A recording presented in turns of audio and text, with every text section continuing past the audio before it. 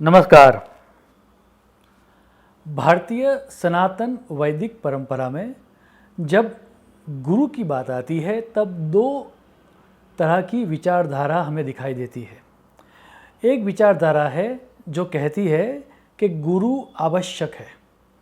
अगर आप पुराण देखें तो स्वयं विष्णु के अवतार राम भगवान को भी ज्ञान के लिए वशिष्ठ के वहाँ जाते हुए देखा गया है और विश्वामित्र के साथ उनकी ज्ञान गोष्ठी होते हुए और वो विश्वामित्र से ज्ञान प्राप्त करते हैं, वैसा भी देखा गया है।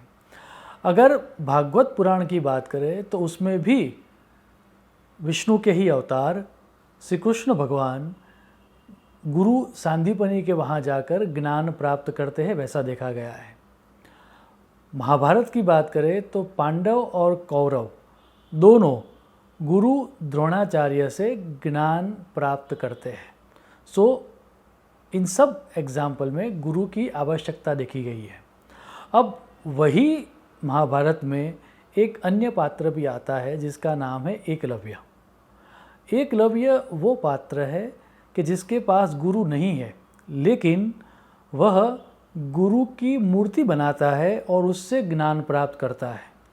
वैसे ही श्रीमद् भागवत पुराण में स्वयं श्री कृष्ण भगवान उद्धव गीता में विष्णु के ही एक अवतार दत्तात्रेय की बात करते हैं और दत्तात्रेय खुद जब कुरु राजा से बात कर रहे थे, यदु राजा से बात कर रहे थे, तब वह कहते हैं कि आत्मा ही मेरा गुरु है, लेकिन फिर भी ज्ञान प्राप्ति के लिए मेरे 24 गुरु थे।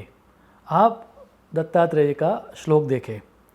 आत्मनः गुरु आत्मा एव पुरुषस्य विषेतः तथा एत मे गुरवः राजन चतुर्विंशति आश्रिताः।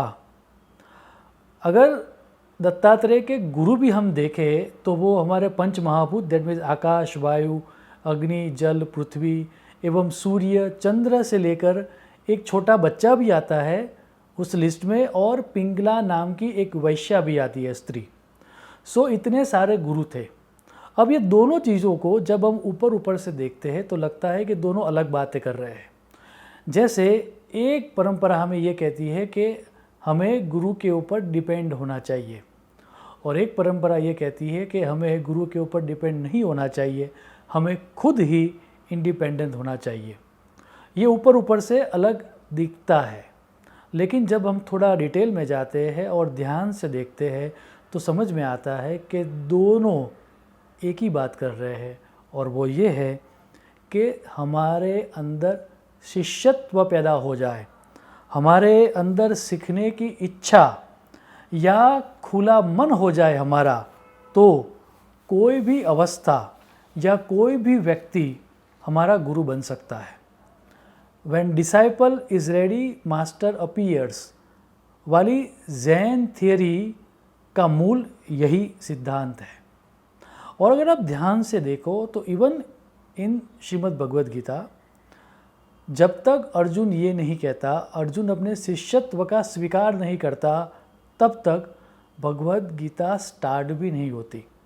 सेकंड चैप्टर में भगवद गीता के जब अर्जुन अपने शिष्यत्व का स्वीकार करता है, तभी श्री कृष्ण भगवान गुरु का रूप लेते हैं और भगवद गीता का उपदेश देते हैं। आप श्रीमद् भगवद गीता का श्लोक देखें।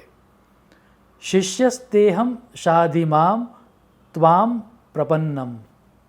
सो एक बात तय हो गई कि गुरु को प्रकट करने के लिए शिष्यत्व होना अनिवार्य है। अब अगर हम गुरु शब्द को ध्यान से देखें तो उसके अंदर दो वर्ड आते हैं, गु और रू। दो अक्षर आते हैं, गु और रू, और उन अक्षरों के आधार पर अद्वैत तारक उपनिषद में एक अद्भुत व्याख्या की गई है गुरु की। वो आप देखें। गुकारः तु अंधकारस्तु रुकारः तेज उच्यते अंधकारः निरोधत्वात् गुरुः इत्यभिधीयते। अर्थात गुकार मीन्स अंधकार, डार्कनेस, और रुकार मीन्स तेज, प्रकाश। जो हमारे अज्ञान के अंधकार को ज्ञान का प्रकाश देकर दूर करते हैं, वही गुरु है। सो अगर इस व्याख्या को हम देखें तो अंधकार मीन्स अज्ञान, जो हमें नहीं पता है, और वो तो किसी भी चीज़ का हो सकता है। ये हो सकता है कि हमें मैथमेटिक्स के बारे में पता ना हो, ये हो सकता है कि हमें हिस्ट्री के बारे में पता ना हो, ये भी हो सकता है कि हमें ज्योग्राफी के बारे में पता नहीं है, या हमें म्यूज़िक के बारे में पता नहीं है, या हमें हॉर्स राइडिंग के बारे में पता नहीं है, या फिर क्रिकेट फुटबॉल जैसी स्पोर्ट्स के बारे में भी हमें पता नहीं है। सो ऐसे लौकिक विषयों से लेकर अलौकिक विषय सिखाने वाले जितने भी व्यक्ति हैं, उन सब को शास्त्र में गुरु कहा गया है। अगर हम संस्कृत साहित्य को ध्यान से देखें तो वहाँ पर सिखाने के लिए जो वर्ड्स यूज़ किए गएंगे वो सब गुरु के लिए समानार्थी शब्द के अनुसार यूज़ किए जाते हैं। फॉर एग्ज़ाम्पल, कोई भी सब्जेक्ट जो हमें सिखाता है उसके लिए शब्द है अध्यापक, शिक्षक या टीचर। उसी विषय में जो हमें एक्सपर्टीज सिखाता है, जो हमें एक्सपर्ट बनाते हैं, वैसे आचार्य या कोच। उस विषय में जो पहले से ही एक्सपर्ट है, वैसे शास्त्री या पंडित। ये सब जो विषय है वो तो आँखों से हमारे सामने दिखते हैं, जैसे कि स्पोर्ट्स हो गया, या मैथमेटिक्स हो गया, या फिज़िक्स हो गया, या म्यूज़िक हो गया। इंद्रियों से हम उस विषय को समझ सकते हैं, या लॉजिक से हम उस विषय के बारे में सोच सकते हैं। लेकिन कुछ विषय ऐसे भी है जिसके बारे में न तो लॉजिक से जाना जा सकता है, ना ही इंद्रियों से जाना जा सकता है। सो वैसे गुड अकल्ट विषय को जो हमें सिखाता है उसके लिए शब्द यूज़ किया गया है सिद्ध या तांत्रिक। और आखिर में जो हमें ईश्वर का ज्ञान दे, सृष्टि के बारे में बताए, उन सब को आध्यात्मिक ज्ञान देने वाले जो व्यक्ति है उनको कहा गया है योगी। ध्यान रहे, शास्त्रों में इन सब शब्दों को समानार्थी कहा गया है। अब जब गुरु तत्व को या गुरु क्या है वह समझने की बात आती है, तब शास्त्रों में गुरु गीता का रेफरेंस दिया जाता है। गुरु गीता में से ही ये प्रसिद्ध श्लोक हम सब बार बार पढ़ते हैं, गुरु ब्रह्मा गुरु विष्णु गुरुर्देवो महेश्वरा गुरु एव साक्षात् परब्रह्म तस्मै श्री गुरुवे नमः। यह श्लोक गुरु गीता में से ही दिया गया है। अब यह गुरु गीता जो है वह स्कंद पुराण में आती है, और वहाँ पार्वती जी स्वयं शंकर भगवान से यह प्रश्न पूछती है, भगवन सर्वधर्मज्ञ व्रतानाम व्रतनायकम ब्रूहि में कृपया शंभो गुरु महात्मयम उत्तमम। अर्थात हे भगवान, हे शंभो, सर्व धर्मों के ज्ञाता, जो व्रत सब व्रतों में श्रेष्ठ है, ऐसा उत्तम गुरु महात्मय कृपा करके मुझे कहे। और उसके बाद विस्तार से शंकर भगवान पार्वती जी को गुरु का महात्म्य, गुरु क्या है, गुरु तत्व क्या है, वह कैसे काम करता है, किसकी पूजा करनी चाहिए, किसकी नहीं करनी चाहिए, उसके बारे में विस्तार से बात करते हैं। उसी में 7 तरह के गुरुओं की बात की गई है, उसको यहाँ पर मैं संक्षिप्त में कहूँगा। सो शंकर भगवान ने 7 तरह के गुरुओं की बात की है। प्रथम है सूचिका गुरु, ऐसा कोई व्यक्ति जो हमें कोई भी सब्जेक्ट सिखाए, स्किल बेस्ड नॉलेज हमें दे, टीचर, वो भी गुरु है।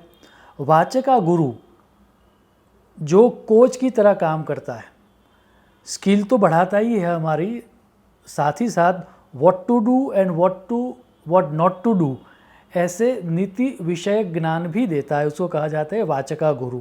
उसके बाद कहा गया है बोधका गुरु, ऐसा व्यक्ति जो हमारी स्किल एनहांस करे, कोच की तरह काम करे, और साथ ही साथ हमारी ओवरऑल पर्सनालिटी को डेवलप करे, उसको कहा गया है बोधका गुरु।